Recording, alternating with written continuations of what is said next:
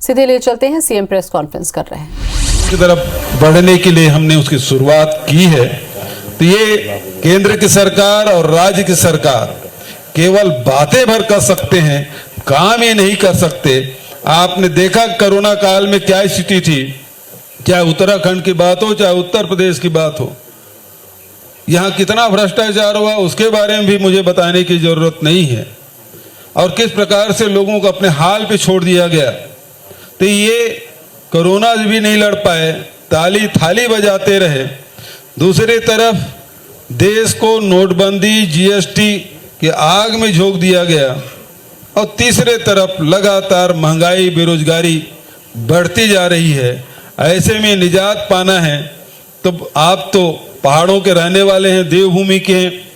दूसरे देवभूमि में भी उपचुनाव हुआ जिसे हम हिमाचल प्रदेश कहते हैं, 1 लोकसभा और 3 विधानसभा में वहां के मतदाताओं ने महंगाई और बेरोजगारी के खिलाफ मतदान किया और भारतीय जनता पार्टी की चारों सीट में हराए।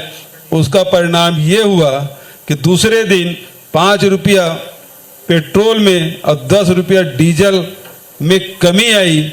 तो इसका अर्थ ये है कि महंगाई यदि कम करना है तो भारतीय जनता पार्टी को हराना होगा।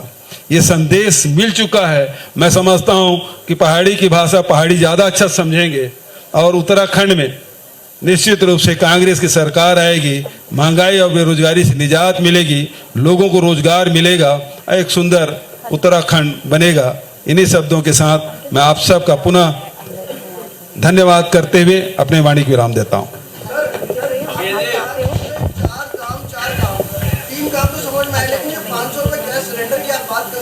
उत्तराखंड में कैसे होगा? छत्तीसगढ़ में 971 रुपए जो है गैस की कीमत है, उत्तराखंड में कैसे करेंगे? वहां तो आपकी सरकार है। 1 मिनट के लिए, जब वहां चुनाव हुए तो वहां की परिस्थिति के हिसाब से हमने वहां की जनता की डिमांड के हिसाब से हमने घोषणा पत्र जारी की, और उसको हम पूरा कर रहे हैं। पंजाब में अभी अब पंजाब में चुनाव हो रहे हैं, मणिपुर में चुनाव हो रहे हैं, गोवा में चुनाव हो रहे हैं, उत्तर प्रदेश में चुनाव हो रहे हैं, आपके प्रदेश में चुनाव हो रहे हैं। तो यहाँ के परिस्थिति के हिसाब से यहाँ के हमारे नेताओं ने घोषणा पत्र जारी किया है। तो इसका मतलब यहाँ हुआ इसका वहाँ भी होगा, ऐसा नहीं है। और ये मैं हर जगह सुन रहा हूँ, और भारतीय जनता पार्टी इसी प्रकार से मेरे सवाल करवाते हैं। पूरे होने दीजिए, मेरी बात सुन लीजिए। मैं आपको नहीं कह रहा हूं कि आप उसकी कहने से कर रहे हैं, लेकिन यदि ये राष्ट्रीय स्तर पर चुनाव होंगे और राष्ट्रीय घोषणा पत्र जारी होगा तो सारे पूरे देश में लागू होगा। चूंकि ये उत्तराखंड के चुनाव के घोषणा पत्र है और इसलिए ये सारी बातें यहां लागू होगी।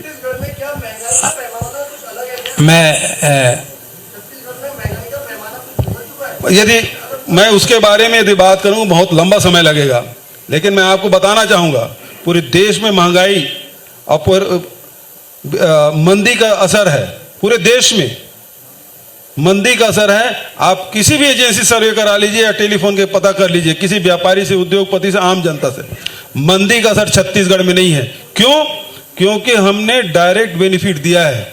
22 लाख किसानों को 2500 रुपये क्विंटल में धान खरीदी कर रहे हैं। किसान आज हर प्रकार से संपन्न हुए। उसी प्रकार से अभी हमारे राज्य में बहुत जल्दी हम भूमिहीन श्रमिकों को भी 6000 रुपया देने जा रहे हैं, मजदूरों के भी 13 लाख जो तेंदुपत्ता संग्राहक हैं 4000 प्रति मानक बोरा के दर से तेंदुपत्ता दिया जा रहा है। तो वहां मंदी का कोई असर नहीं है, और चूंकि उसके आय में वृद्धि हो गई है इस कारण से महंगाई का भी वो प्रभाव नहीं पड़ रहा है जो दूसरे प्रदेशों में दिखाई दे रहा है। एक सेकंड, हमारे भाई ने जो सवाल उठाया, मैं ये बहुत साफ तौर पर कहना चाहता हूं कि ये हमारे राज्य का घोषणा पत्र बनना है। ये यहाँ के बारे में और वो लॉन्च करने आ रखे हैं। छत्तीसगढ़ मेजर तौर पर उत्पादक राज्य है। वहाँ खेती और विशेष तौर पर चावल वहाँ का एक प्रमुख उत्पादन है, वहाँ की अर्थव्यवस्था का आधार है।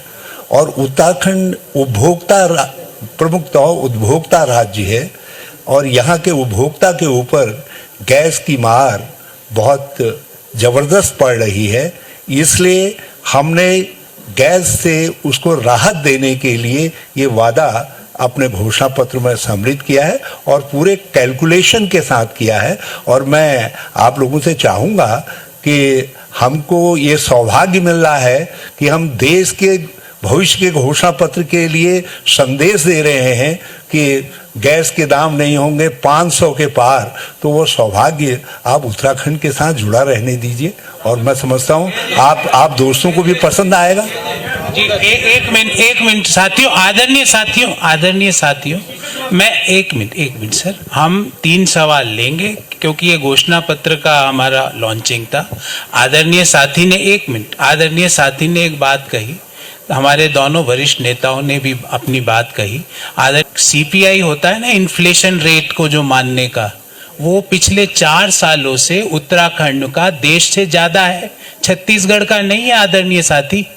आदरणीय साथी, जो रोजगार की दर है ना, पिछले 5 सालों में उत्तराखंड में 10% गिरी है, छत्तीसगढ़ में नहीं गिरी है आदरणीय साथी पिछले 2 साल में। तो ये कुछ पैमाने होते हैं। एक मिनट मेरे को बस एक का ही जवाब देने दो। और दूसरा, हर राज्य की अपनी प्रायोरिटी होती है, हर राज्य के अपने फोकस एरिया होते हैं। तो हमारे दोनों वरिष्ठ नेताओं ने अपनी बात कह दी। मैं अब 3 सवाल और लूंगा और इसी से संबंधित सवाल लूंगा। जी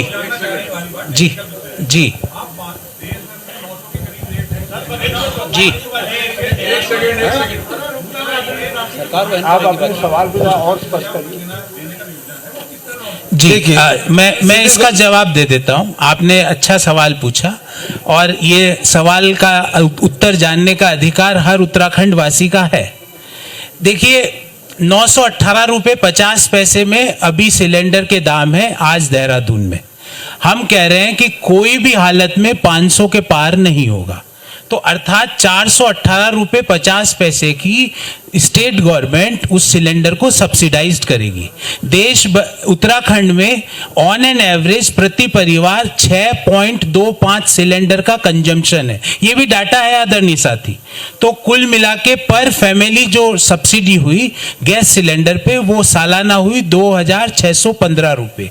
तो टोटल फैमिलीज है उत्तराखंड में वो है 24 लाख। तो टोटल सब्सिडी का बिल आया 700 करोड़ के नीचे। तो क्या उत्तराखंड की सरकार अपने बजट का 1.1% भी महिलाओं को जो डायरेक्टली अफेक्ट होती है रसोई गैस के दाम से, उनके लिए खर्च करने का अधिकार नहीं? हर सरकार की अपनी प्रायोरिटी होती है। मौजूदा सरकार की प्रायोरिटी खनन करना है, घोटाले करना है, हरिद्वार में धार्मिक भूमि में घोटाले करना है। फिर आपको मैं और एक मिनट सारी बात बता देता हूं। फिर आप कहेंगे कि साहब 40,000 5 लाख परिवार, दूसरी योजना का भी पूरा अर्थव्यवस्था का ढांचा आपके सामने रख देता हूं। 40,000 5 लाख परिवारों के लिए 2,000 करोड़ का प्रति वर्ष स्टेट के ऊपर एक्सचेकर के ऊपर एक इंपैक्ट आता है। 2,000 करोड़ उत्तराखंड के जो वार्षिक एक्सपेंडिचर है उसका होता है 3.5%। क्या 3.5% हम उत्तराखंड के उन परिवारों की स्वावलंबन राशि नहीं देनी चाहिए जिन लोगों को मोदी सरकार ने महंगाई से त्रस्त कर दिया? फिर आपको तीसरा जो हमारा जो वचन है उस पर भी बात कर लेता हूं। जो हम कह रहे हैं एक्सेस टू मेडिकल फैसिलिटी हर गांव हर द्वार, उसके लिए हम बाइक एम्बुलेंसेज हैं, ड्रोन डॉक्टर्स हैं, ड्रोन प्रेस्क्रिप्शंस है, ड्रोन मेडिकल डिलीवरी, पूरा मॉडल है हमारे पास। इसके बारे में हर काम के ऊपर मैं 1 घंटा आपसे बात कर सकता हूं इतनी रिसर्च करके, क्योंकि ये ऐसे नहीं है कि हमने बोल दिया, क्योंकि हमें पता है कि लोगों का हमारे ऊपर विश्वास है। कांग्रेस जो कहती है वो करती है। और चौथा और अंतिम जो हमारा वचन है वो है 4 lakh employment opportunities in 5 years. कैसे करेंगे उसका भी ढांचा है, क्योंकि हम एमएसएमईज और ऐसी इंडस्ट्रीज के ऊपर फोकस करेंगे जो एम्प्लॉयमेंट ज्यादा क्रिएट कर हो। पिछले 5 वर्षों से उत्तराखंड से एम्प्लॉयमेंट कैपिटल का आउटफ्लो हुआ है, इनफ्लो नहीं हुआ है। ये सारे आंकड़े सरकारी आंकड़े रख रहा हूं। इसलिए हुआ क्यों हुआ ये? क्योंकि उत्तराखंड को भारतीय जनता पार्टी ने मुख्यमंत्री प्रयोगशाला बना दिया। भारतीय जनता पार्टी ने 3 ऐसे अद्भुत नमूने दिए हैं जिनके बारे में 5 दिन तक व्याख्यान दिया जा सकता है। तो उसके और वो सब आपको पता है। तो हमने जो ये 4 वचन करे हैं, इसका एक एक का लेखा जोखा हमारे पास है, क्योंकि हम इसको जो मार्च में जो हम सरकार बनाने जा रहे हैं, बनते ही इन वचनों को पूरा, पहली कैबिनेट की पहली मीटिंग में इन वचनों को पूरा करने का काम उत्तराखंड की कांग्रेस सरकार करेगी।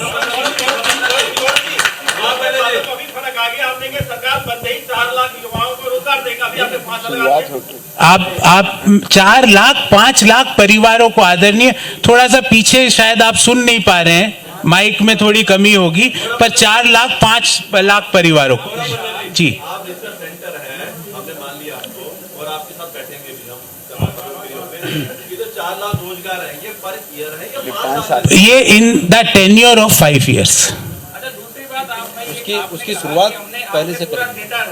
अच्छी बात है, लेकिन आप इनकम बढ़ाने का क्या करेंगे? क्योंकि हमारे पास सैलरी देने के लिए हम हर बार उधार लेना पड़ता है। आदरणीय, ये जो 56,000 करोड़ का जो बजट है, उसको जब ये 40,000 5 लाख परिवारों को स्वावलंबन राशि दी जाएगी और जब कैपिटल इनफ्लो प्रदेश में आएगा, तो नेचुरली मैं बता रहा हूं ना, क्योंकि एमएसएमईज और लार्ज इंडस्ट्रीज जो कि एम्प्लॉयमेंट जनरेशन है, वहां से आएगा। आदरणीय हरीश रावत जी, अपनी बात। हमारा जो कांग्रेस की सरकार रहेगी, पार्टी का भी रिसोर्स जनरेशन पर फोकस रहेगा और हम अपने घोषणा पत्र में कैसे हम संसाधन बढ़ाएंगे उस पर एक चैप्टर दे रहे हैं। ऐसा नहीं है कि हम केवल वादे कर रहे हैं, केवल हम एक्सचेकर से आउटफ्लो का जिक्र कर रहे हैं, हम इनफ्लो क्या होगा, कहाँ से रिसोर्सेज जुटेंगे, उस पर भी बात कर रहे हैं। और मैं आप साथियों से कहना चाहता हूँ, आप हम पर यकीन कर सकते हैं, जो हमारा पास रिकॉर्ड है, हमने 3 साल में 5%, 2013 में हमारे राज्य की वार्षिक राजस्व वृद्धि दर 5% थी, उसको बढ़ा करके हम 19.5% लेकर के गए और 2017 में वो देश में दूसरे नंबर पर सबसे ज़्यादा वार्षिक राजस्व वृद्धि दर थी। तो हमारा पास रिकॉर्ड राजस्व वृद्धि दर पर फोकस करने का रहा है और आगे भी हमारी सबसे बड़ी प्रायोरिटी इसी बात की रहेगी कि किस तरीके से हम राज्य के लिए रिसोर्स मोबिलाइजेशन कर सकें। एक ये बिल्कुल नहीं है। आप ऐसा नहीं पूछते तो मुझे बड़ा आश्चर्य होता, आपके पूछने से मेरा मन बड़ा गदगद हुआ। आदरणीय, मेरी बात सुनिए। मैंने आपसे वादा किया था कि आज प्रोग्राम, सबकी व्यस्तताएं हैं, मैं आपसे आज 3 ही सवाल लूंगा, पर इस प्रोग्राम के बाद मैं आपके 100 सवालों के लिए यही हूं और ये मेरे कागज है जो आपके सामने रख दूंगा। एक एक की कैलकुलेशन है, क्योंकि ये हवा में तीर नहीं है आदरणीय, ये इसके बारे में घंटों का मंथन हुआ। पिछले 6 महीने से इसके बारे में मंथन कर के ये आंकड़े निकाले गए हैं, ये योजनाएं बनाई गई है। तो आज आप हमको इस प्रेस वार्ता में और सवाल ना पूछने के का दबाव ना डालें। मैं अब आग्रह करूंगा जी। हाँ, बिल्कुल।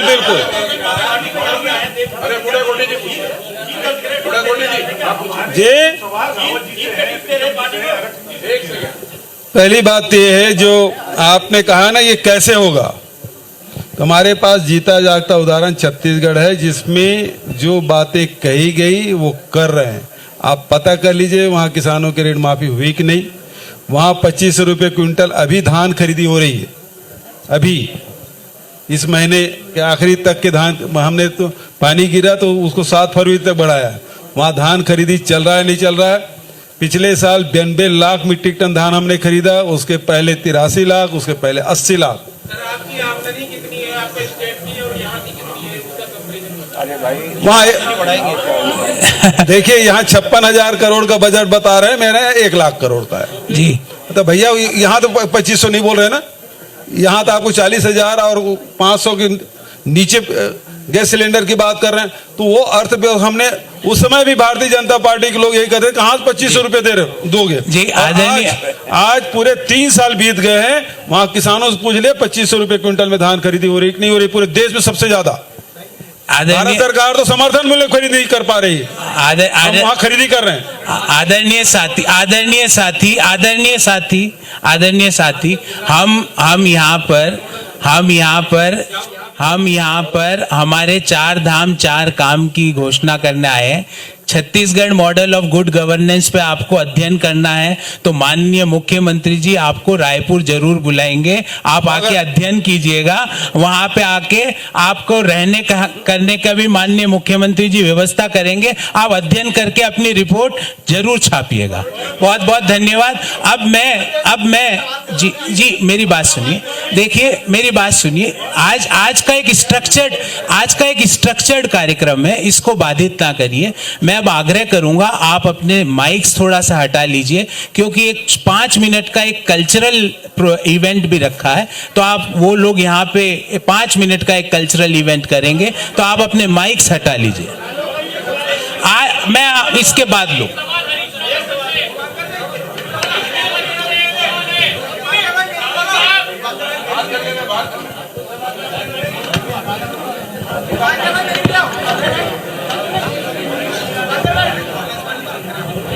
जो सॉन्ग बनाया ना।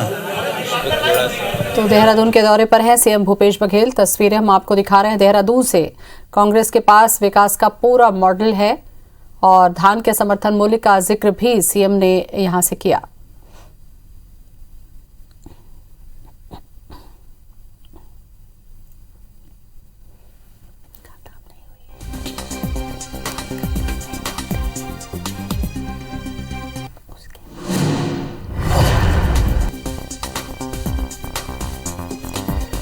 तो कांग्रेस जो कहती है वो करती है, कहना है सीएम का।